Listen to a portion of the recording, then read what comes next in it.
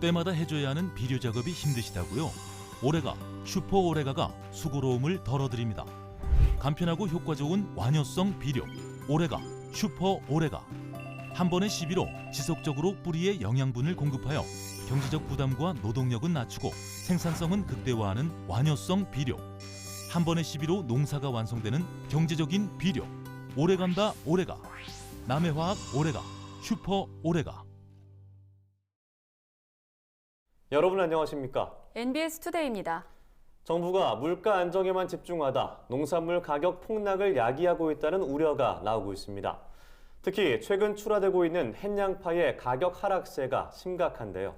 양파 가격 하락세에 정부가 시장 격리 카드를 꺼내들었지만 정부 기관별 엇갈린 농업 통계로 정책 혼란도 적지 않았습니다. 강창우 기자가 취재했습니다.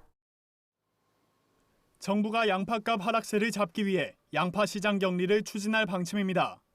농림축산식품부와 농협경제지주, 양파주산지 지방자치단체와 양파 농가들은 26일 양파 수급 안정 대책회의를 열고 중생종 양파 10,000톤 시장 격리 방안을 결정한 것으로 알려졌습니다. 수급 안정 대책회의에 참석한 관계자에 따르면 5월부터 수확될 중생종 양파 10,000톤을 시장 격리해 출하를 연기하는 방식으로 수급 안정 대책이 마련될 예정입니다. 5월 6일부터나 수매 및 저장을 하고 출하는 한 달 이후라든가 아니면 시장 가격이 800원 이상 가버리면 자연스럽게 출하가 되겠죠. 당초의 계획은 50일 이후에 출하하자. 시장 가격이 800원 이상을 형성되고 그러면은 그 이전에도 출하를 해서. 올해 산 조생종 양파가 본격 출하되고 있는 지금 양파값 하락세는 심상치 않습니다. 최근 가락시장의 양파 경락값은 상품 1kg당 평균 772원을 기록했습니다. 지난달 1,785원에 거래되던 것과 비교하면 절반도 채 되지 않습니다. 지난해 4월 평균 가격 993원과 평년 4월 평균 가격 991원과 비교해도 20%가량 낮은 수준입니다. 이 같은 양파값 하락세의 원인으로는 정부의 물가 안정 대책이 지목되고 있습니다. 정부가 소비자 물가 안정에만 집중하다 농산물 가격 폭락을 야기했다는 겁니다. 정부는 올해 초부터 물가 안정을 위해 농산물 공급 확대, 수입량 확대 등을 추진하고 나섰습니다.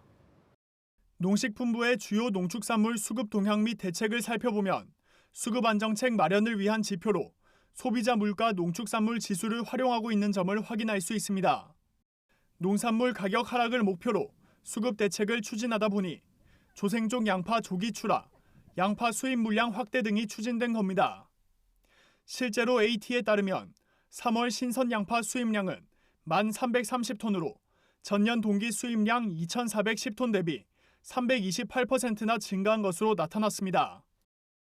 수급 정책이 농민 입장에서의 생산에 맞춰져 있는 게 생산 가격을 보장하는 게 맞춰져 있는 게 아니고 소비자들 물가 지수에 맞춰져 있잖아요. 이거는 비단 양파뿐만 아니라고 생각을 하거든요.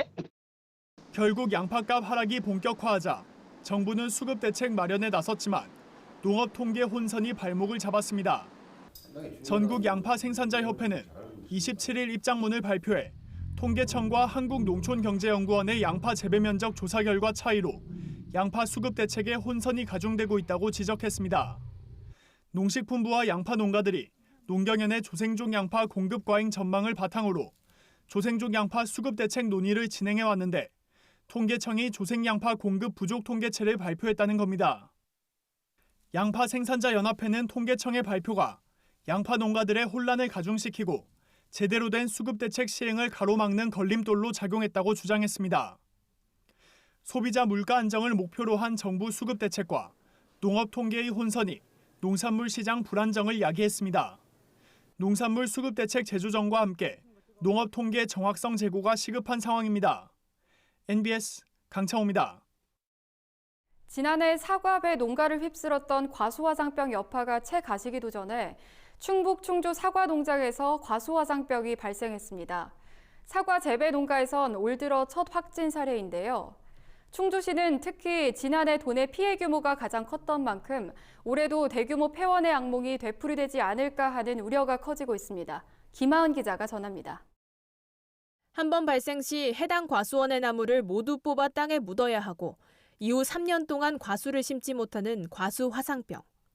지난해 역대 최대 피해 규모를 기록한 과수 화상병의 상처가 채 아물기도 전에 충청북도 충주시의 사과농장에서 올해 첫 과수 화상병이 발생했습니다. 배나무는 지난 1월 경기도 일대 10여 곳이 확진됐지만 사과 재배 농가에서 화상병이 확인된 것은 올 들어 처음입니다.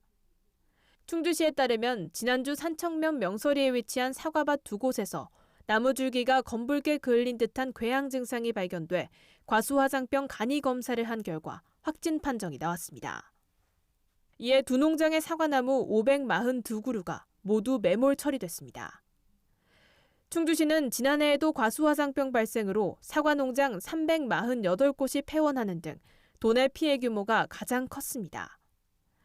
과수화상병은 일반적으로 잎이 무성해지는 5월 중순 이후 발생하지만 올해 충주시에선 지난해보다 한 달가량 빠르게 발생했습니다. 때이른 과수화상병 발생으로 주변 농가 확산이 우려되는 가운데 충청북도 농업기술원은 이번 발생은 지난해 화상병이 발생한 농가의 다른 농장에 대한 집중 예찰 과정에서 발견돼 아직까지 확산세로 보기는 이르다고 설명했습니다. 특히 충주 같은 경우에는 작년에 발생한 농가들이 과수원을 여러 군데 갖고 있는 경우가 있어요. 폐원한 경험을 갖고 있는 농가들이 다른 데에 미발생 가원을 갖고 있잖아요. 교차 오염될 확률들이 훨씬 더 많은 상황에 발견된 상황이거든요.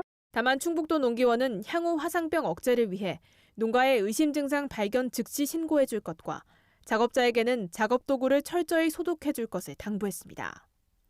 한편 충주시는 꾸준한 집중 예찰을 통해 화상병 의심 나무를 최대한 빨리 찾아내 방제하는 방법으로 올해 화상병 피해를 최소화한다는 계획입니다. MBS 김하은입니다.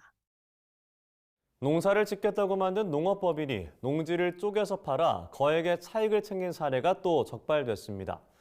경기도 일대에서 총 26개 법인이 무려 1,400억 원대 부당이득을 거둔 정황이 밝혀진 건데요. 투기 세력이 파고든 가짜 농업법인이 하루가 멀다 하고 그 민낯을 드러내고 있습니다. 손현진 기자가 전해드립니다.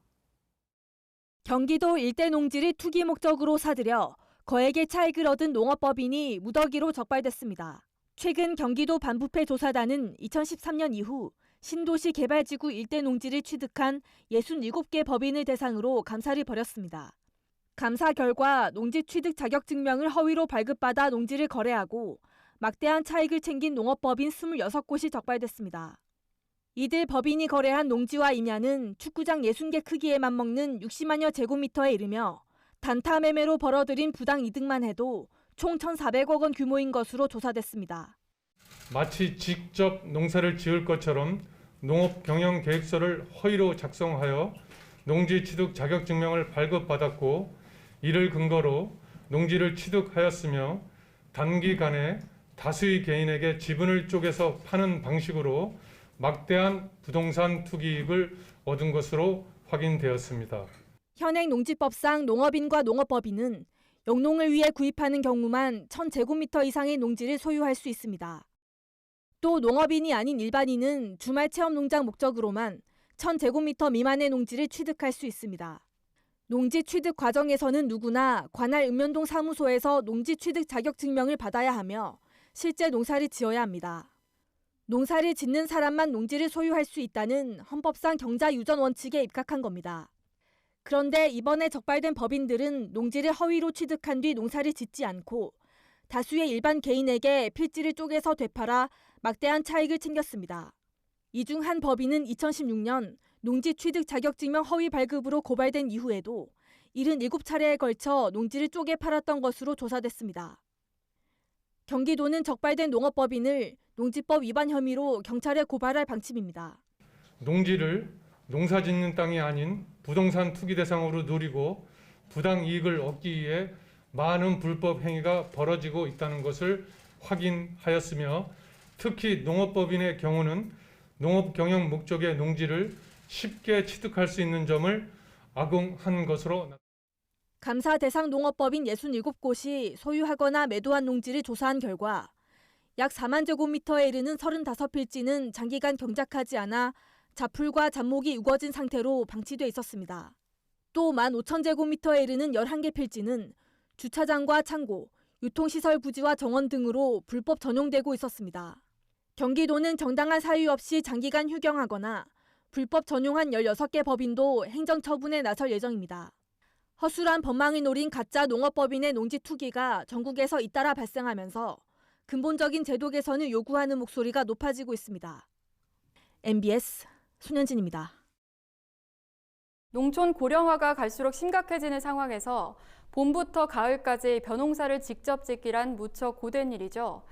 농협의 위탁 영농, 즉 농작업 대행 사업이 고령농의 일손을 덜어주고 있어 화제입니다. 농가들의 노동력을 대폭 줄이며 효자 노릇을 톡톡히 하는 농협의 위탁 영농 사업을 김인경 기자가 소개합니다. 이곳은 산 좋고 물 맑은 경기 안성시 대덕면. 물기가 맺힌 채 푸릇한 색감을 자랑하는 이것들, 바로 대덕농협 육묘장에서 건강하게 자라는 모입니다. 부지런히 자라 5월이면 조합원의 논에 내어질 모들을 키우는 건 논주인이 아니라 다름 아닌 대덕농협 직원들입니다. 발화실에서 키워낸 모판을 바닥에 부지런히 옮기는 작업이 한창입니다. 지난 26일 이 작업에 일손을 도우러 일일 도우미를 자처해 대덕농협을 찾은 이들은 바로 농민신문사 임직원.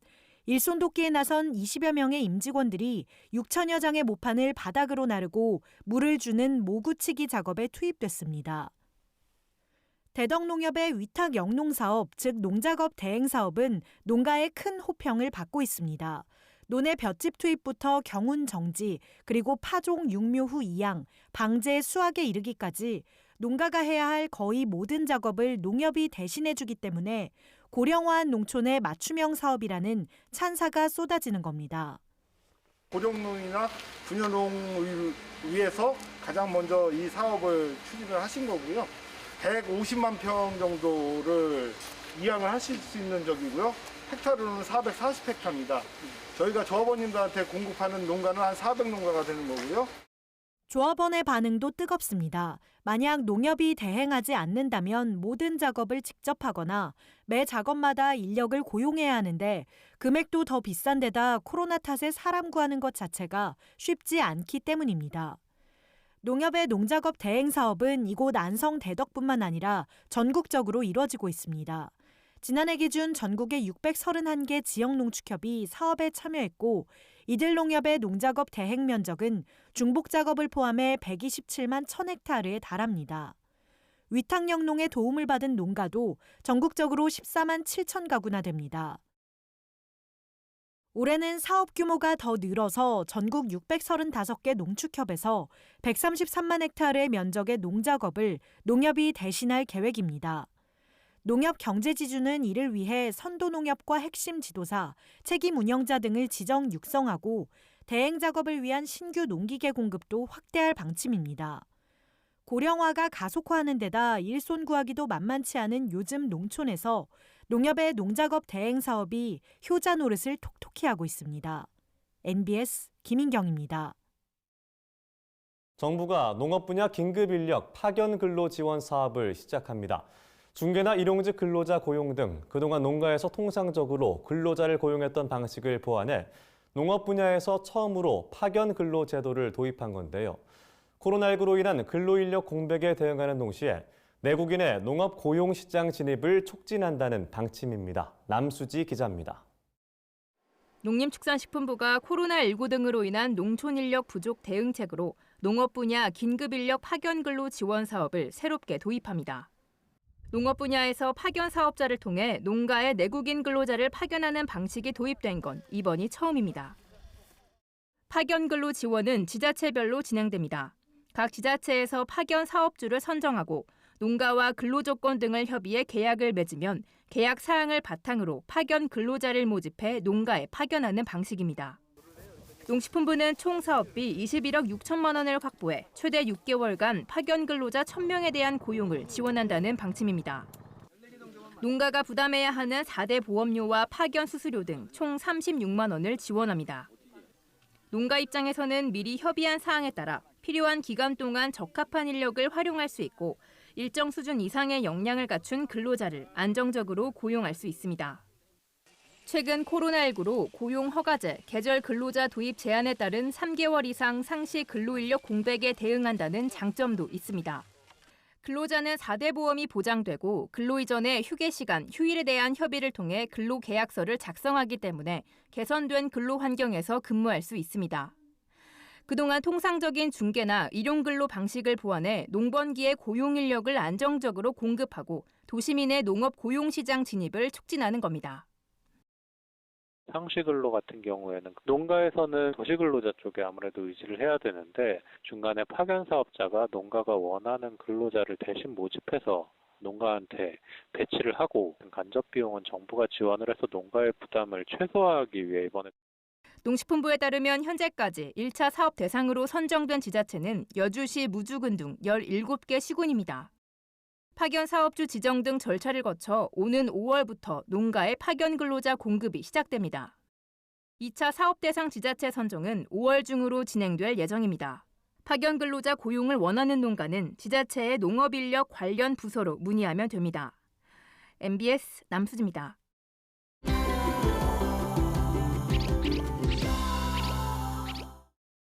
산지에서 가추악한 제철 농산물을 보다 맛있게 즐기는 방법을 전해드리는 방방콕콕 제철이 간다 시간입니다.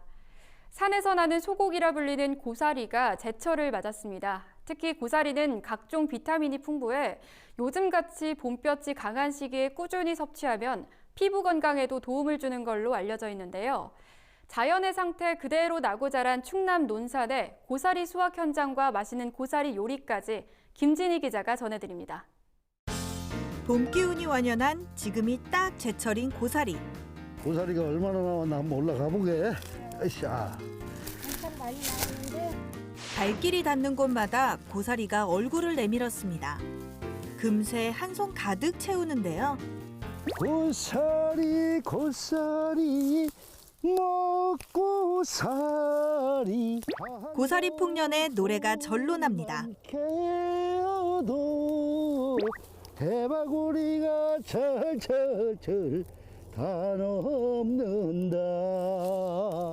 고사리도 꺾는 방법이 있다는데요.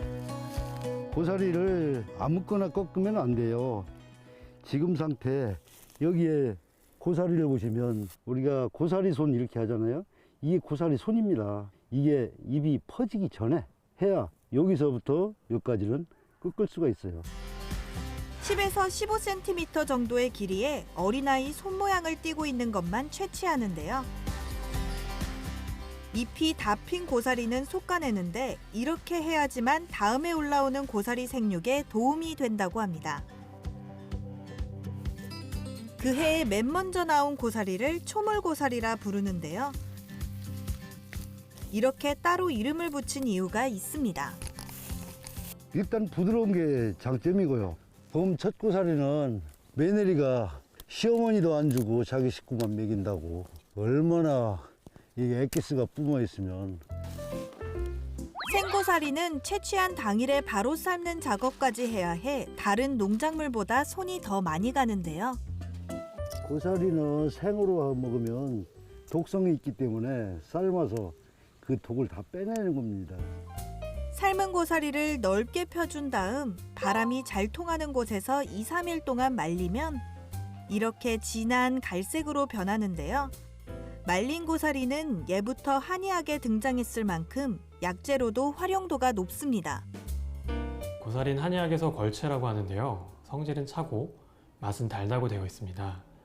그래서 갑자기 발생한 열을 내리는 데 효과가 있고 잠을 잘 오게 하는 효과도 있다고 알려져 있습니다. 고사리는 생으로 먹는 것도 좋지만 말렸을 때 몸에 좋은 성분이 더 높아지는데요. 칼슘은 16배, 이는 11배, 철분은 7배 높아지는 걸로 알려져 있습니다. 고사리는 철분이 들어있어 빈혈을 예방해주고 칼슘 함량 또한 많아서 뼈를 건강하게 만들어줘 골다공증 예방에 도움이 됩니다.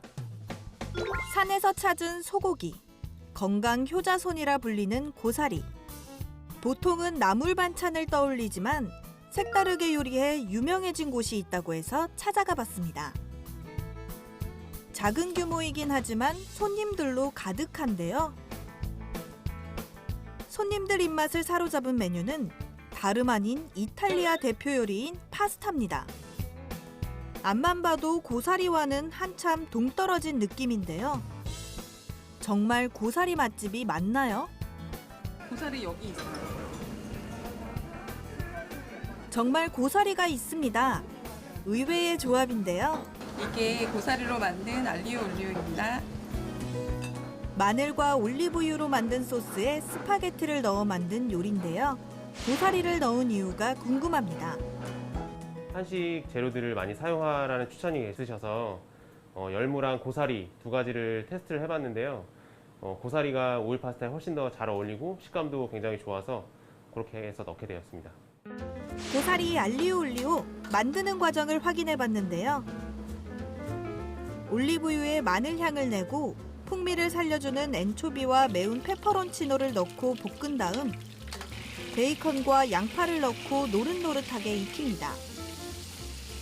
고사리 한 주먹에 다진 마늘을 넣고 한 소끔 볶았으면 마지막으로 면수와 삶은 스파게티를 투하, 소스가 잘 배게끔 익혀주면 고사리와 파스타의 맛있는 만남! 고사리 알리오 올리오 완성입니다. 고사리 특유의 향과 식감까지 그대로 느낄 수 있다는데요.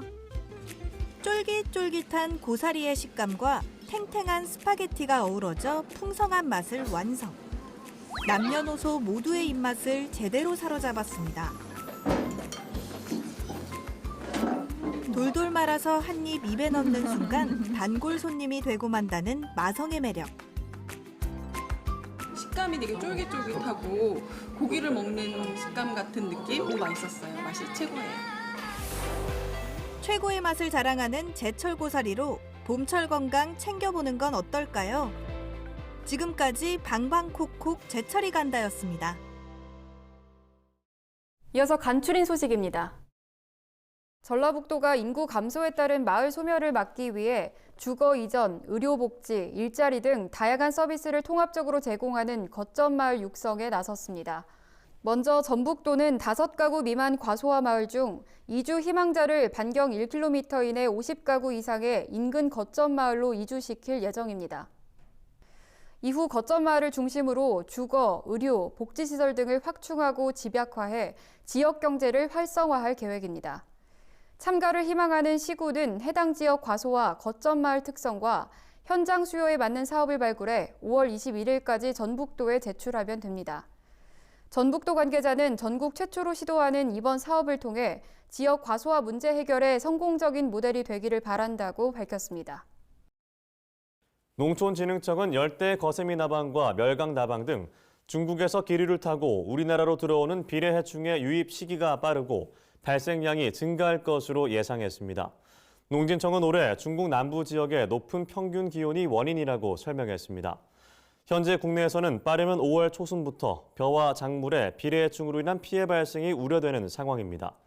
이에 따라 농진청은 비례해충 성충 포획 장치를 활용한 조사를 강화하고 대규모 발생 시 빠른 방제를 위한 대응 체계를 마련해 해충 피해 최소화에 나설 계획입니다. 전라남도 농기원이 국산 홍차를 저비용에 대량 생산할 수 있는 기술 개발에 성공했습니다. 그동안 국산 홍차는 소규모 농가에서 수제 방식으로 생산해 대량 생산하기 어려웠는데요. 이를 해결하기 위해 전남도 농기원 차산업연구소는 찻잎 수확부터 시들게 하기, 비비기, 발효, 건조 등의 전 과정을 반자동 기계 생산 시스템을 활용하는 기술을 개발했습니다. 새로운 방식은 손으로 만드는 수제 생산 방식보다 1회 홍차 생산량은 4배 많고 생산 시간은 8배가 단축됩니다. 또 고용 노력 비용도 6.7배 감소될 뿐 아니라 홍차의 품질도 균일해 수입 홍차와의 가격 경쟁력을 확보할 수 있게 됐습니다. 이상으로 MBS 투데이 마칩니다. 함께해 주신 여러분 고맙습니다.